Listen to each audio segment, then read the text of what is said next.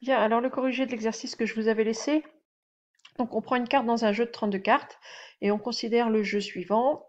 Si on sort un cœur, on gagne 2 euros. Si on sort un roi, on gagne 5 euros. Sinon, on perd 1 euro. Donc on appelle X la variable aléatoire qui a une carte associe le gain ou la perte. Donc on veut déterminer la loi de probabilité de X.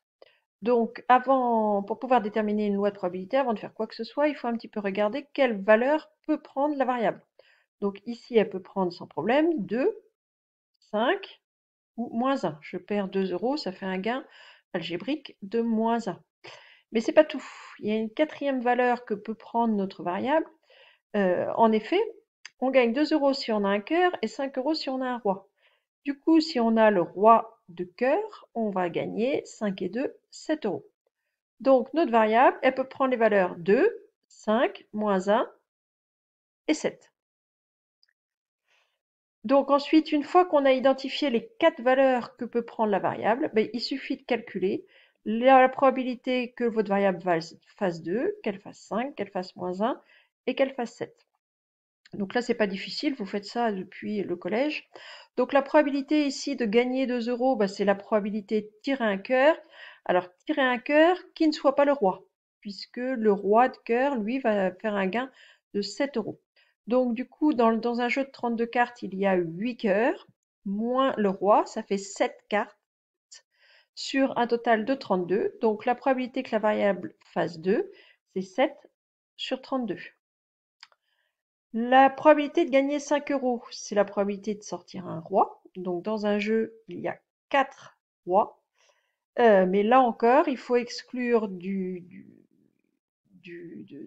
4 rois le roi de cœur qui va nous faire un gain de 7 euros. Donc la probabilité de gagner 5 euros, c'est la probabilité de sortir un des 3 rois, le roi de carreau, de trèfle ou de pique.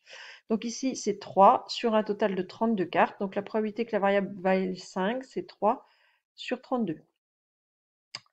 La probabilité de tirer le roi de cœur, bah, les rois de cœur, dans un jeu, il n'y en a qu'un. Donc c'est une chance sur 32.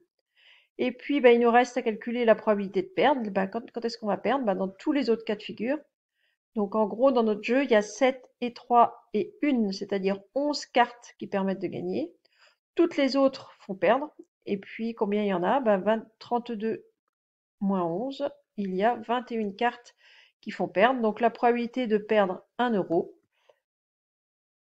ça va être 21 sur 32. Une fois qu'on a fait ça, eh ben, on récapitule tous les résultats dans un tableau. Donc les valeurs prises par la variable, donc moins 1, 2, 5 et 7.